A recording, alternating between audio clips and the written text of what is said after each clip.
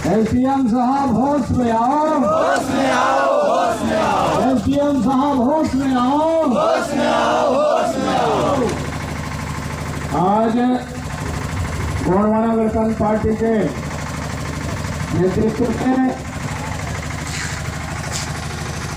विभिन्न समस्याओं को लेकर के तेल्हारी क्षेत्र के जो समस्या है उन समस्या को लेकर के आज गोंडवाना गणतंत्र पार्टी के द्वारा दोड़की से रैली के रूप में तेल्हारी भ्रमण के बाद हम लोग आज एसडीएम कार्यालय के सामने में एक दिवसीय धरना आंदोलन कर रहे हैं। साथियों, इस कार्यक्रम में हमारे बीच में गोंडवाना गणतंत्र पार्टी के जिला के अध्यक्ष भाई केवल सिंह मरकाम जी, साथ में संभाग के महामंत्री अमर सिंह परस्ते जी, भैया राम सिंह मरकाम जी और हमारे जनकपुर खास खंड के ब्लॉक के अध्यक्ष भाई सुखलाल मरावी जी, माया प्रताप परस्ते जी, रमेश बैगा जी और अभी बहुत सारे साथीगण जो कांग्रेस और भारतीय जनता पार्टी छोड़ के इनका जो रीति नीति परंपरा है उससे नाखुश होकर के गोंडवाना गणतंत्र पार्टी का सैकड़ों लोग आज पार्टी ज्वाइन करने वाले हैं। लगता है कार्यक्रम भी इन्हीं के द्वारा आयोजित किया गया है। साथियों, देश के आजादी के बाद आज ग्रामीण क्षेत्रों में जो मूलभूत सुविधाएं हैं लोग आज उससे वंचित हैं। जो मांग पत्र यहाँ पार्टी के द्वारा तैयार किया गया है, निश्चित तौर पर अब उसमें मजदूरी की भी बात कहा गया है। यानी लोग प्रशासन वाले काम करा के मजदूर को मजदूरी का भुगतान नहीं कर रहे हैं। अब इससे बड़ा धोखाधड़ी क्या हो सकता है। हम अपने मजदूरी के लिए हम लोगों को प्रशासन के सामने तो ऐसा लग रहा है कि एक सेठ एक गरीब मजदूर से काम करा करके उसके साथ धोखाधड़ी कर रहा है। तो ये क्या है, यहाँ बैठे ये लोग सेठ बन गए आजकल, है कि नहीं है? अरे भाई, अब सेठगिरी काम करना बंद करो। एसडीएम साहब, आप इस देश के जनता जो है यहाँ के यही मालिक हैं। जनता का, जनता के लिए, जनता के द्वारा जो भी काम होना है सब जनता के लिए ही है। अब जो भी सरकारी खजाना से तनख्वाह लेता है वो देश का नौकर है कि नहीं है भाई? अब नौकर के सामने मालिकों को आ करके अपना बात रखना पड़ रहा है। ये दुर्भाग्यजनक बात है साथी। तो मैं तो कहना चाहूंगा इस क्षेत्र के जनप्रतिनिधि लोगों को कि जब से आप यहाँ विधायक बने हैं तब से दलाली में मस्त है कि नहीं है? और मैं पूरा क्षेत्र में विकास खोजने निकला था। अरे वो विकास मिल ही नहीं रहा है। मैं कल जनकपुर तरफ से जब दौरा करके लौटा तो मैं दोड़की गांव में घुस गया, है कि नहीं भाई? ये विजय लोग, अमर परस्ते, सब लोग बैठे थे, बहुत सारे मातृशक्ति बैठी थी। तब वहाँ हमको पता चला कि अभी तक स्कूल नहीं है। स्कूल है कि नहीं है भाई? एक अतिरिक्त कमरा है डोड़की ग्राम पंचायत में। अब पहली से 5वीं तक बच्चे 10 बाई 12 के कमरे में बैठते हैं। कैसी बात है ना भाई? हम तो शर्मा जी आए हैं पत्रकार महोदय, उनसे भी चाहेंगे कि इस बात को जरा प्रमुखता से आप लोग छापने का काम करें। ये सरकार कहती है मैं विकास कर दिया, अरे एक कमरे हम हमारे बच्चे कैसे पढ़ेंगे, वो कैसे शिक्षित होंगे। और ये जिम्मेदारी यहाँ बैठे अधिकारियों का भी है, विधायक के साथ साथ अधिकारियों का भी जिम्मेदारी है। क्या आप एसडीएम कार्यालय से निकल के ग्रामीण क्षेत्रों का निरीक्षण नहीं करते? हमारा मानना है कि आपको निरीक्षण करना चाहिए। करना चाहिए कि नहीं करना चाहिए? अब आप लोग जब हमको यहाँ का सेवक के रूप में अगर आप हमको चुनाव जिताते हैं, तब हम बताएंगे कलेक्टर साहब को और एसडीएम साहब को कैसे काम होता है। हम कहते हैं कि चल कलेक्टर गांव चल, ठीक है ना भाई? चल कलेक्टर गांव चल और गांव में चल के काम कर। तेरे मेरी बात ये पंखा के नीचे नहीं होने वाला है। यहाँ पूरा जमीन में कोई राम कुमार के नाम पर है और राम प्रसाद उसमें कब्जा है। मामला इसी है कि नहीं है? जमीन किसी दूसरे के नाम पर और कब्जा कोई दूसरा है। अब ये कार्यालय क्यों बनाया गया है भाई? इसी के फैसला के लिए तो बनाया गया है कि नहीं बनाया गया है ना? अब पहले हम लोग मनेंद्र लग जाते थे, अब केल्हारी में एसडीएम बैठने लग गया, केल्हारी में तहसीलदार बैठने लग गया। यानी कार्यालय तो बना दिया गया, लेकिन उसका काम क्षेत्र में नहीं हो रहा है। ये सबसे बड़ी जिम्मेदारी के साथ कहना पड़ रहा है कि यहाँ पर घूसखोरी, एक दूसरा दुकान और खुल गया जनता को लूटने का, है ना? मैं कई बार यहाँ जब दौरा आता हूँ तो घूमने आ जाता हूँ, यहाँ पर पूरा आज तो थोड़ा खाली खाली दिख रहा है। लगता है साहब लोग कहे आज मत आना आप लोग, है कि नहीं है?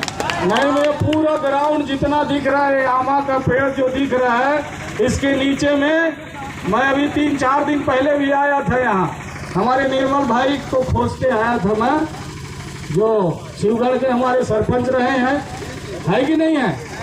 और निर्मल भाई भी यहीं है कि नहीं? तो मैं जब आया तो बहुत सारे लोग थे, सब लोगों से मिला जुला तो सब लोग कोई बता रहा पेशी है। अब पेशी ऊपर पेशी दिया जा रहा है, लेकिन फैसला नहीं किया जा रहा है। तो हमारा मानना है कि आप शिविर लगाइए गांव में जा करके और इस पार्ट पर फैसला होना चाहिए। अब नहीं करते हो तो 3 महीना और ऐसी गुजार लो भाई साथियों। 3 महीना के बाद आप हमारी बारी आएगी, यहाँ आएगी कि नहीं आएगी बताइए? तब हम गांव में जिस गांव का समस्या है उसी गांव में फैसला करवाएंगे। एसडीएम भी बैठेगा, तहसीलदार भी बैठेगा, कलेक्टर भी बैठेगा। हमारे दादा जब विधायक थे तो हम लोग यही काम करवाते थे, कोई समस्या नहीं रहा जब तक दादा हीरा सिंह काम अपने क्षेत्र में विधायक हो। और हम तो कहना चाहते हैं कि अगर यहाँ नदी नाला है, वहाँ अगर रेत का खदान है, ये बगल से केवई नदी से ही निकलता है, केवई नदी से रेत निकलता है। हम तो चाहते हैं कि ग्राम सभा को सौंप दिया जाना चाहिए। अगर कानून बना है तो कानून बना है, कानून बने 1 साल 1 महीना और कितना दिन हो गए भाई? आज हो गया 15 तारीख, है कि नहीं है? यानी कानून तो बन गया, लेकिन कानून का परिपालन नहीं किया जा रहा है। ज्ञापन की कॉपी में अनुसूचित जनजाति एवं गैर परंपरागत वन निवासी वन अधिकारों के मान्यता अधिनियम के बारे में लिखा है। हम कहना चाहेंगे अगर ग्राम सभा फैसला कर लेती है कि ये पात्र है, वनाधिकार अधिनियम के लिए पात्र है, तो हम कहना चाहेंगे कि तहसीलदार और एसडीएम साहब को पावर कहां से आ गए उसको निरस्त करने का। अगर ये निरस्त करते हैं तो इनके ऊपर में एफआईआर दर्ज किया जाना चाहिए। इधर पुलिस वाले आप कानून के रक्षक हैं, कानून का परिपालन करवाते चाहते हैं और यहाँ पेशा कानून लागू है। जब पेशा कानून लागू है तो पेशा कानून में ही ये बात लिखी गई है, न लोकसभा न विधानसभा, सबसे ऊंची ग्राम सभा। अगर जो ग्राम सभा फैसला करती है तो उसको देश का प्रधानमंत्री को भी बदलने का पावर नहीं है। ये पेशा कानून पढ़िए आप।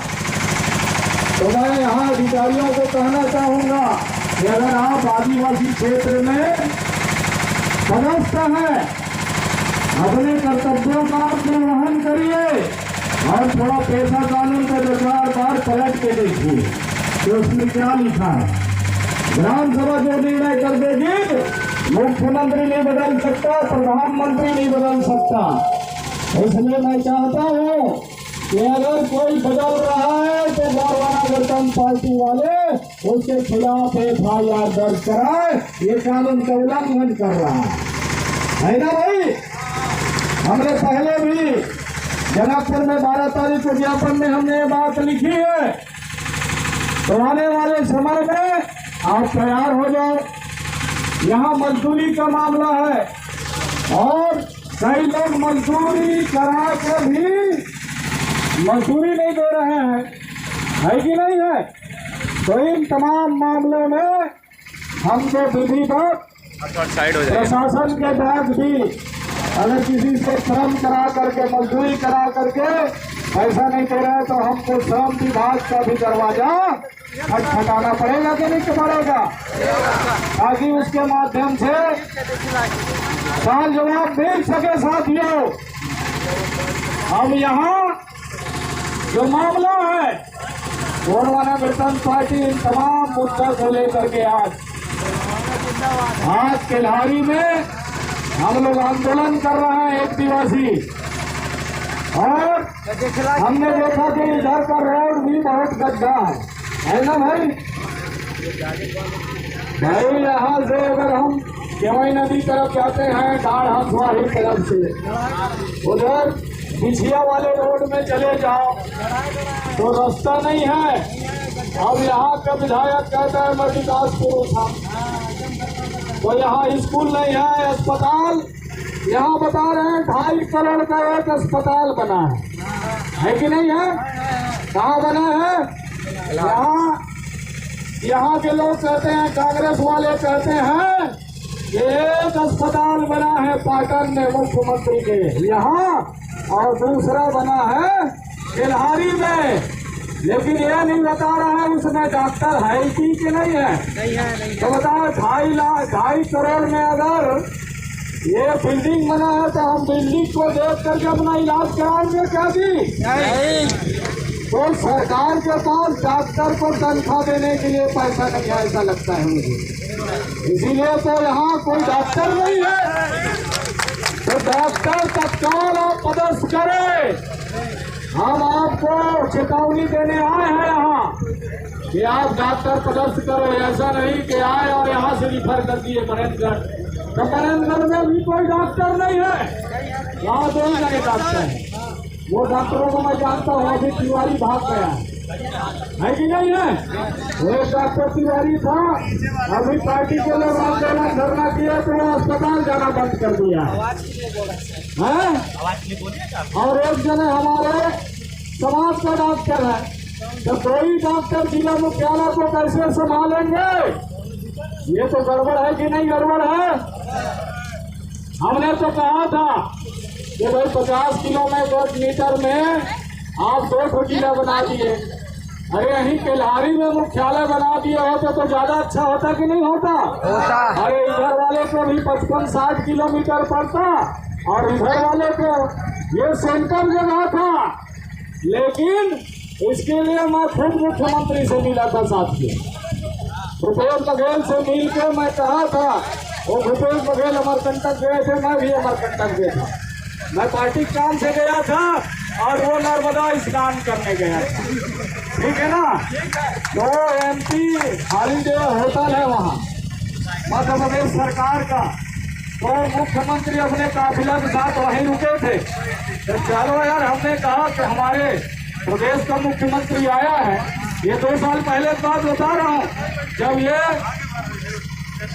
जिला बनने का प्रक्रिया चल रहा था ना, उसी समय का बात, तब मैं उनको कहने गया था कि जिला आप जनकपुर में बना दीजिए, या जनकपुर में नहीं बना रहे हो तो केल्हारी में बना दीजिए, है ना। ये सलाह मशवरा करने में उनसे मिलने गया था, निवेदन करने गया था। तो साथियों, ये लोग आपकी बात सुनने वाले नहीं हैं, ठीक है ना। इसलिए हम लोगों को ये सरकार, जो सरकार अभी भ्रष्टाचारी में लिप्त है, आप लोगों ने देखा होगा, अरे किनके किनके गांव में गौठान बना है, गौठान बना है क्या आप लोगों के गाँव में? बना है। अरे वहाँ गैया वैया रहता है कि नहीं भाई, मवेशी? और तो सरकार तो गोबर ही ले रही है, गोबर ले रही कि नहीं ले रही है? अरे तो जब गौठान में कोई गैया नहीं है तो गोबर कहाँ से ले रही है? इसका हिसाब भी तो लेना पड़ेगा कि नहीं लेना पड़ेगा? ये जनता का पैसा है। 1500 करोड़ रुपया का गोबर घोटाला कर दिया। कौन कर दिया? ये भूपेश बघेल। वो पैसा को अब ये चुनाव में लगाने वाले हैं कांग्रेसी लोग, ठीक है ना। और उसी में दारू बांटने वाले हैं, उसी में साड़ी बांटने वाले हैं। अभी कांग्रेसियों का एक तरफ साड़ी पकड़ाया है सेंट्रा में, कहाँ पकड़ाया? सेंट्रा में गिरी लगा रहे थे बाईपास से, ठीक है ना। और अभी 2 तरफ शराब भी पकड़ाया, ये आदिवासियों को पिलाने के लिए ये लोग लगे हुए हैं। तो इसलिए साथियों, सुधर जाओ। देश के ये 75-76 साल हो गया देश को आजाद हुए, आज तक आपको ये लोग जो हक और अधिकार मिलना चाहिए था वो नहीं दे रहे हैं। हमने सरकार को पत्र लिखा है, इन साल हम सरकार को एक पत्र लिखे हैं 2 फरवरी को, कि आपने आदिवासियों के लिए गणतंत्र पार्टी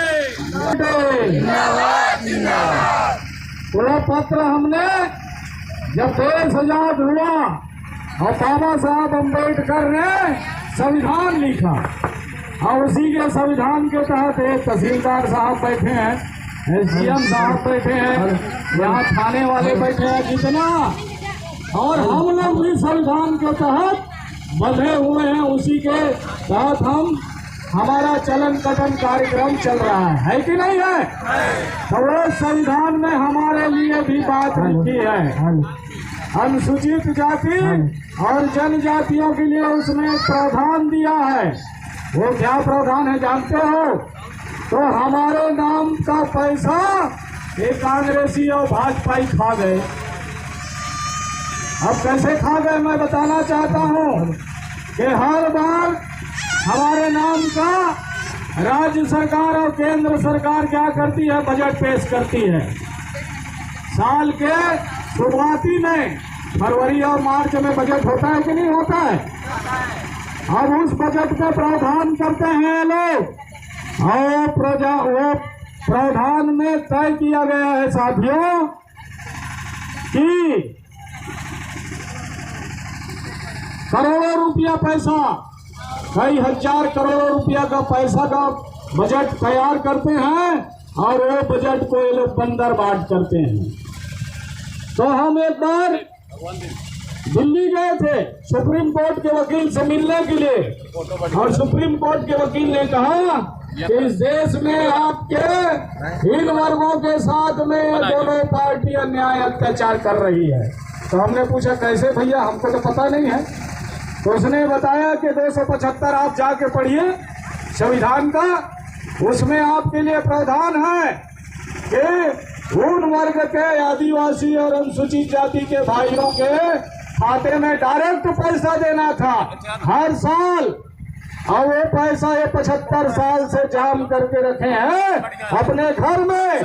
तो हम लोगों ने हिसाब मांगा साथियों, तो एक एक व्यक्ति के खाता में 25-25 लाख का हिसाब बढ़ रहा है, और एक परिवार में करोड़ से ऊपर का हिसाब बढ़ रहा है। तो उसने ये भी बात बताया कि इसके लिए आपको सड़क में लड़ाई लड़ना पड़ेगा, सड़क से सदन तक लड़ना पड़ेगा। आपके समाज के जो भी विधायक सांसद है उसको भी बोलो ये सदन में बात को उठाए। तब हम लोग इन विधायक सांसदों को कहे कि इस बात को आप तो सदन में उठाइए, लेकिन कोई विधायक बात नहीं उठा रहे हैं साथियों, कोई सांसद इस बात को नहीं उठा रहे। तो हमको बताया गया कि बगल में पड़ोसी राज्य है तेलंगाना, वहां की सरकार इन दोनों वर्गों को पहले किस्त में 10-10 लाख रुपया उनके खाता में दे रही है एक परिवार को। ठीक है ना भाई? तो मैं उनसे मिलने गया था साथियों, वहां के मुख्यमंत्री का नाम है के चंद्रशेखर राव। मैं मिल के आया, पूछने गया था, मैं भी समय लिया और जाके मिला और पूछा कि 10-10 लाख रुपया आप कहाँ से दे रहे हैं? तो उसने कहा ये पैसा आप लोगों का है, ये खजाना में जमा है, हम इसको आप लोगों के समाज को इधर तेलंगाना राज्य में दे रहे हैं, और आपके लोग अगर छत्तीसगढ़ में नहीं दे रहे हैं तो कांग्रेस और भाजपा के लोग उसको खा गए। ठीक है ना भाई? तो आप सोच लीजिए, वो छोटा सा पौवा में मत पीको भाई। हमारा कहना है आपके नाम पर करोड़ों आने वाला है, इसलिए परिवर्तन करिए। जब तक आप परिवर्तन नहीं करेंगे ये लोग इसी तरह आपके साथ में दगाबाजी करते रहेंगे।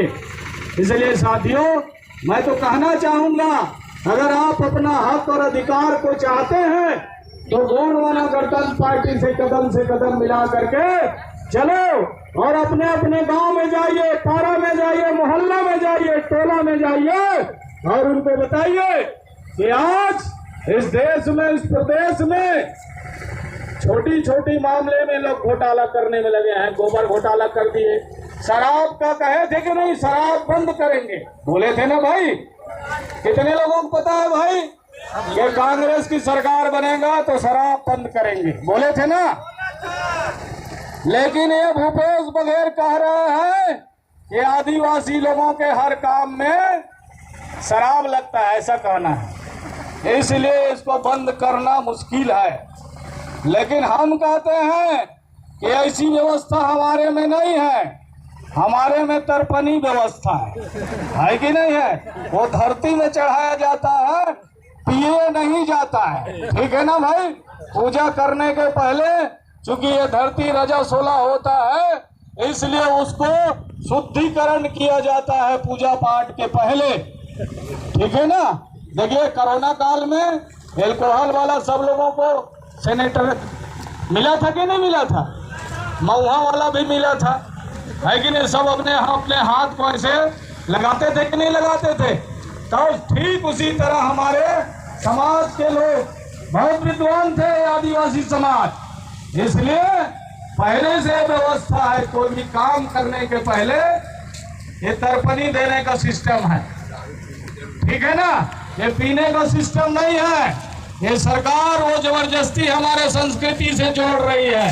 अगर आप हमारे संस्कृति से जोड़ रहे हो तो जैन में भी वो दारू चढ़ता है कि नहीं चढ़ता है? बताइए, वो मंदिर में चढ़ाते हैं कि नहीं चढ़ाते हैं? तो हमारे संस्कृति से आप जोड़िए मत साहब, ये उनके भी संस्कृति में व्यवस्था है चढ़ाने का। ठीक है ना? अगर आपको सही में ईमानदार सरकार होते तो आप शराब बंदी कर देते, शराब घोटाला नहीं करते। शराब घोटाला हुआ कि नहीं हुआ? पता है कितने हजार करोड़ का है? 2000 करोड़ रुपया। वो पैसा को, नोट को ऐसा थप्पी लगाओगे तो नीलगिरी छोटा पड़ जाएगा। ठीक है ना? इतना 1000 करोड़ रुपया इसने घोटाला किया है। इनके अधिकारी अभी जेल के हवा खा रहे हैं, इनके कुछ पदाधिकारी कांग्रेसी लोग अभी भी जेल में हैं, कुछ लोग अभी जमानत कराने में लगे हैं। तो ये लोग तो शराब घोटाला कर रहे हैं, गोबर घोटाला कर रहे हैं, कोयला घोटाला कर रहे हैं, तमाम चीज का घोटाला में ये लोग मस्त है साथियों। इसलिए एक घोटालेबाज की सरकार को यहां से हटाना है कि नहीं हटाना है? और आपका विधायक तो रेता घोटाला भी कर रहा है कि नहीं कर रहा है? देखिए हमारे भरतपुर के साथी आए हैं और यहाँ भी घोटाला कर रहे हैं ना, बगल में मवई नदी से, केवई नदी से। अरे वो हमारे गांव के बगल से निकला हुआ है, जटाशंकर से, है कि नहीं है? अब वो निकल के मध्य प्रदेश तरफ जा रही है और वहां से रेत निकाल के ये लोग बेच रहे हैं साथियों। तो इसलिए हम सब लोगों से कहना चाहेंगे, अपने हक और अधिकार के लिए आप संगठित हो जाइए। जो समाज संगठित रहता है उसके सामने दुनिया को झुकना पड़ता है। इसलिए आप संगठित होकर के अपने हक और अधिकार के लिए लड़ाई लड़िए। ये पेशा कानून आपको झुनझुना पकड़ा दिए। क्या पकड़ा दिए? नहीं में अगर पेशा कानून का परिपालन ये लोग करते तो हमारा हक अधिकार मिलता कि नहीं मिलता? भाई गांव में अगर वनाधिकार के संबंध में फैसला कर लिए तो इनको कहाँ अधिकार आएगा? इनको कोई अधिकार नहीं है उसको निरस्त करने का। ये पिछले साल से व्यवस्था है। ये लोग तो हमारा आरक्षण भी खत्म करने में लगे थे साथियों। पिछले 2022 में हमारा आरक्षण खत्म कर दिए थे, जिसके लिए गोंडवाना गणतंत्र पार्टी 40,000 का भीड़ लेकर के मुख्यमंत्री के दरवाजा आंदोलन करने गए थे। पुलिस वाले बैरिकेड्स लगाए थे, इतना बड़ा बैरिकेड, ये जो बिल्डिंग होता है ना छत का, ये तहसीलदार कार्यालय है ना, इससे बड़ा बैरिकेड्स लगाए थे, मतलब उस पार का आदमी इस पार ना दिखे। लेकिन हमारे जवान लोग, गोंडवाना गणतंत्र पार्टी युवा मोर्चा और जीएसयू के लोग ऐसे धक्का मारे कि उठा के उनके बैरिकेड्स को बूढ़ा तालाब में डाल दिए। अभी भी आप देख सकते हो वीडियो यूट्यूब में, ठीक है ना भाई? तब जा करके सरकार एक हफ्ते में झुक गई थी। 16 नवंबर को हम लोगों का कार्यक्रम था और 24 नवंबर को सरकार का आपातकालीन बैठक हुआ और उसमें निर्णय लिए कि इनको इनका आरक्षण दिया जाएगा। तो देखिए आपकी ताकत बहुत है, आपके ताकत से केंद्र सरकार झुक जाती है, आपकी ताकत से राज्य सरकार झुक जाती है, आपके ताकत के सामने कलेक्टर, एसडीएम, तहसीलदार सब झुक जाते हैं। बशर्ते आपको संगठित रहने की आवश्यकता है।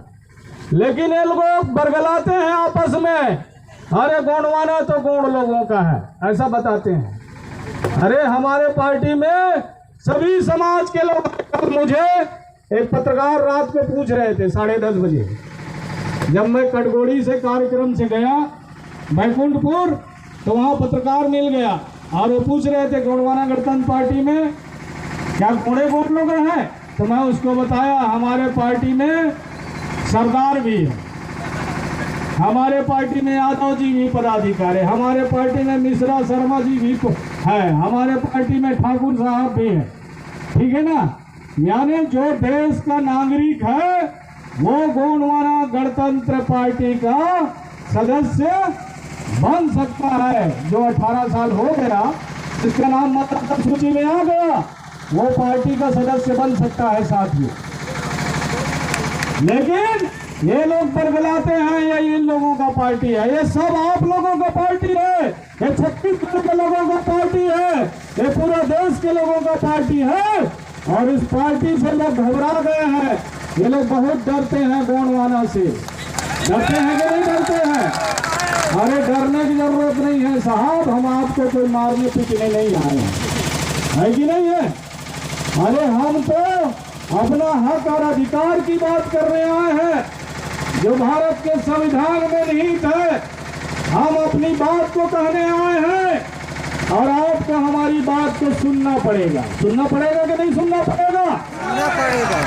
हम हमारी बात को आपको सुनाने आए हैं। अगर नहीं सुनोगे तो गोंडवाना में तो भाई आज हम आवेदन दे के जा रहे हैं साहब, देख लीजिए ये जितना मुद्दा आपको हम दे रहे हैं, आज हम लोग आपको आवेदन दे रहे हैं। 1 हफ्ता के बाद आएंगे निवेदन करने, ठीक है ना? गोंडवाना में एक नारा है, पहले आवेदन दूसरा में निवेदन, और नहीं मानो तो करे बनादन। ऐसा गोंडवाना का कार्यक्रम है। ठीक है ना भाई। हम यहाँ वर्दी वाले भाइयों को भी कहेंगे, ये भी हमारे समाज के हैं, है कि नहीं है। आप लोग भी यहाँ गरीब लोगों को लूटना उतना बंद करो भाई। बहुत कई बार मेरे पास शिकायत आता है, मैं हर बार पूछते रहता हूँ, ठीक है ना। अरे 2 जने मोटरसाइकिल में आ रहे हैं, उनको समझाने का प्रयास करो, उसको लूटो मत, है कि नहीं है।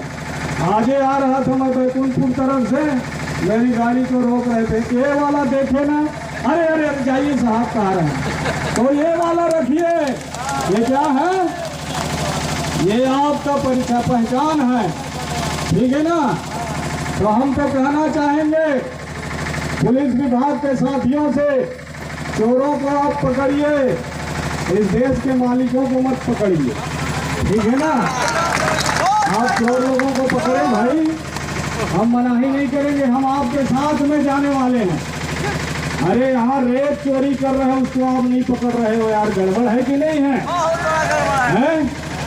भाई रातों रात पार कर रहे हैं टरको तरफ, और लेके जा रहे हैं उत्तर प्रदेश, इलाहाबाद जा रहा है, बनारस जा रहा है, 1,25,000 में वो एक ट्रक। हमारे यहाँ का रेती का कीमत वहाँ है, और गांव वालों को क्या मिल रहा है, कुछ नहीं मिल रहा है। रोड भी खराब हो रहा है, एक्सीडेंट भी हो रहा है कि नहीं हो रहा है। तो साथियों, हम कहना चाहेंगे, अगर यहाँ पर कोयला का खदान है, इस जिला में कोयला का खदान है, तो यहाँ के किसानों को आपको रॉयल्टी देना होगा। ये मैं नहीं कह रहा हूँ, सुप्रीम कोर्ट ने कहा। सुप्रीम कोर्ट ने फैसला दिया 1997 में, 8 अगस्त 1997 को फैसला आया 450 पृष्ठ का। उस फैसला में कहा, जिस 5वीं अनुसूची क्षेत्र में जहां पेशा कानून लागू है, अगर वहां खदानें हैं, चाहे वो कोयला खदान हो, हीरा का खदान हो, चाहे लोहा का खदान हो, चाहे रेता का खदान हो, चाहे पथरा का खदान हो, इन खदानों में वहां के भूमि स्वामी जो गांव के लोग हैं, उसका मालिकाना हक तय किया जाना चाहिए, और 25% रॉयल्टी दिया जाना चाहिए। ऐसा आपके जमीन से, मान लो 1 एकड़ जमीन है, उसमें से कोई खनिज संपदा निकल रहा है, यानी उदाहरण के लिए अगर 1 करोड़ का कोयला निकला 1 एकड़ में, तो आपको 25 लाख रुपया आपका है। कितना आपका है? 25 लाख। तो ये काम सरकार नहीं कर रही है साथियों। अगर ये सब प्राप्त करना है तो गोंडवाना के साथ आपको चलना पड़ेगा। नहीं ये कहेंगे 1 रुपया चावल, फ्री में नमक, और नमक खा के नमक हरामी मत करो, ये कह रहे हैं, ठीक है ना। तो ये आपको फ्री में नमक दे के नमक हरामी मत करवाएं। हमारा कहना है कि हम किसान लोग हैं, धान उत्पादन हम करते हैं कि नहीं करते हैं भाई? अरे जब धान फसल उत्पादन हम कर रहे हैं, तो फसल का मूल्य निर्धारण करने का भी अधिकार किसान को होना चाहिए कि नहीं होना चाहिए? अरे भाई फैक्ट्री में क्या बनता है? साबुन बनता है कि नहीं है? तो उस साबुन में लिखा रहता है 20 रुपया, है कि नहीं है? तो ये तो भाई वो मूल्य पहले तय करके भेज रहा है कि नहीं भेज रहा है? अब हम टमाटर पैदा कर रहे हैं और बाजार में लगाए हैं, तो लोग कहते हैं कितने का टमाटर है कि नहीं है? तो वो वहाँ पर बिचौलिए लोग उसका निर्धारित करते हैं। गोंडवाना गणतंत्र पार्टी चाहती है कि किसानों का उत्पादन का और उसका विक्रय का मूल्य निर्धारित करने का अधिकार इस देश में होना चाहिए। तब जा करके सही प्रजातंत्र की जो परिभाषा है, लोकतंत्र की परिभाषा है, तभी जा करके आपको हक और अधिकार मिलेगा। मिलेगा कि नहीं मिलेगा? तो साथियों, ये सरकार को हमको बदलना है। ये विधायक को यहाँ से खदेड़ना है कि नहीं है? तो विधायक को खदेड़ने के लिए क्या करना पड़ेगा? आप अपने अपने गांव में संगठित हो जाइए। इनके लोग आएंगे, भारतीय जनता पार्टी के लोग भी आएंगे आपको बरगलाने के लिए, है कि नहीं है?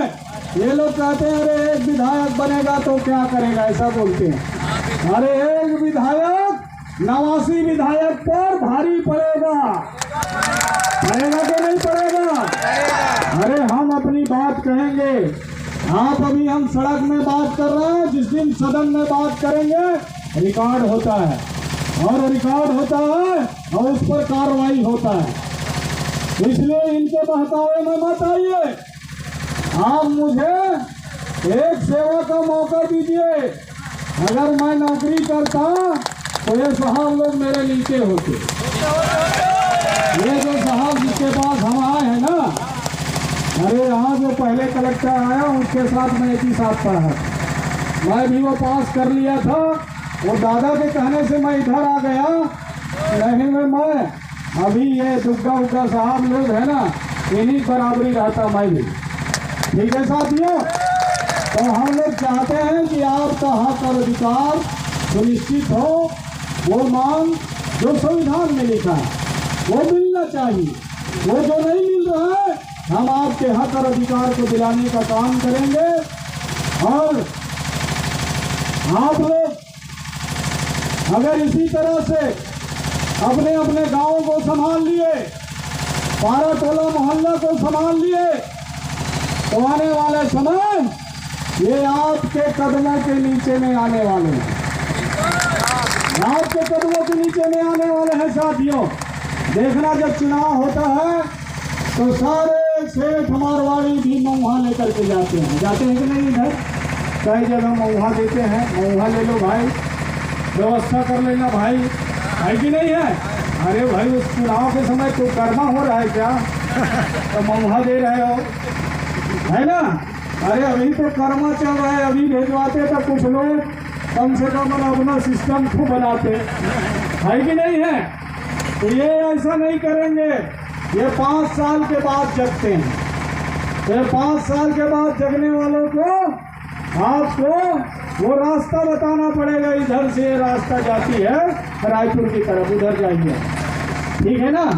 हमारे गांव तरफ मत आइए। हम लोग फैसला कर लिए हैं। इन तमाम मुद्दा को लेकर के आज हम लोग आए हैं और बहुत सारे साथी आज पार्टी ज्वाइन करने वाले हैं। इसका लिस्ट हमारे जगजीवन भाई के हाथ में दिख रहा है। मैं साथियों से कहूँगा बदल डालो अपने आप को, तो जमाना बदल जाएगा और जिंदगी उसकी सफल होगी जो गोंडवाना गणतंत्र पार्टी के साथ आएगा।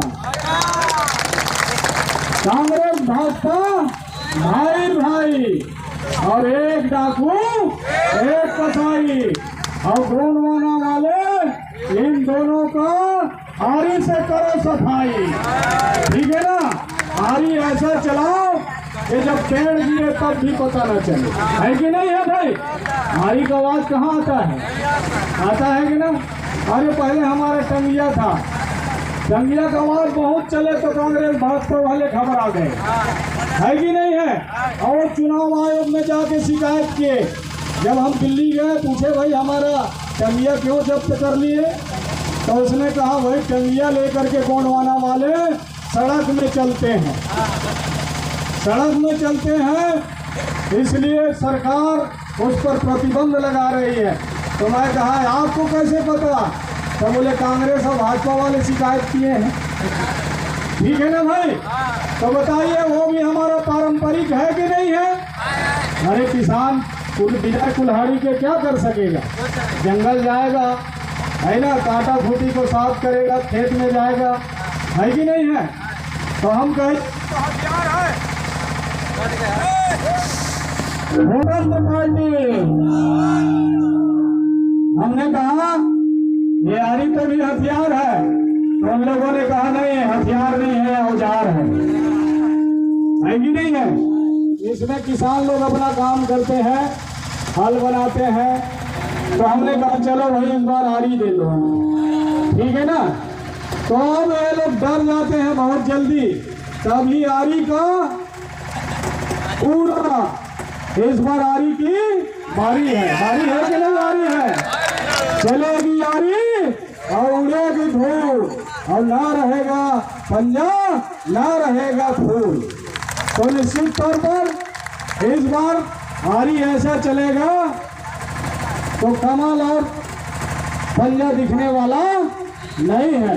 इसलिए साथियों, बहुत समय से आप लोग यहाँ पर धूप में ऊपर वाला भी क्षमा कर दिया, पानी गिरने वाला था, है कि नहीं है।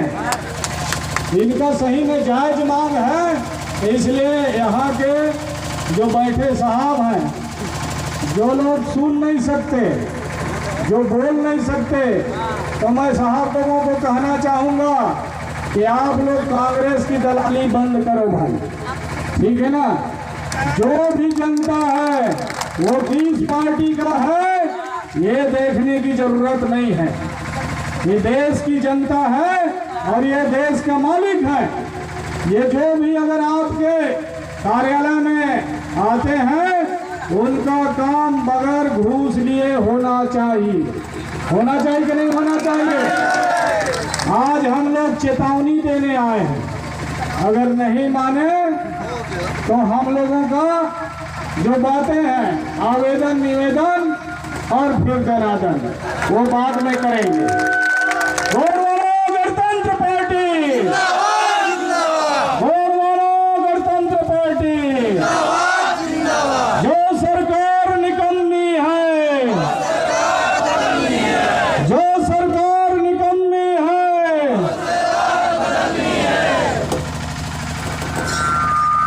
अब इसी के साथ आप सब लोगों के चरणों को सेवा जोहार करते हुए मैं अपनी वाणी को विराम देता हूँ और मैं आगे कार्यवाही के लिए माइक हमारे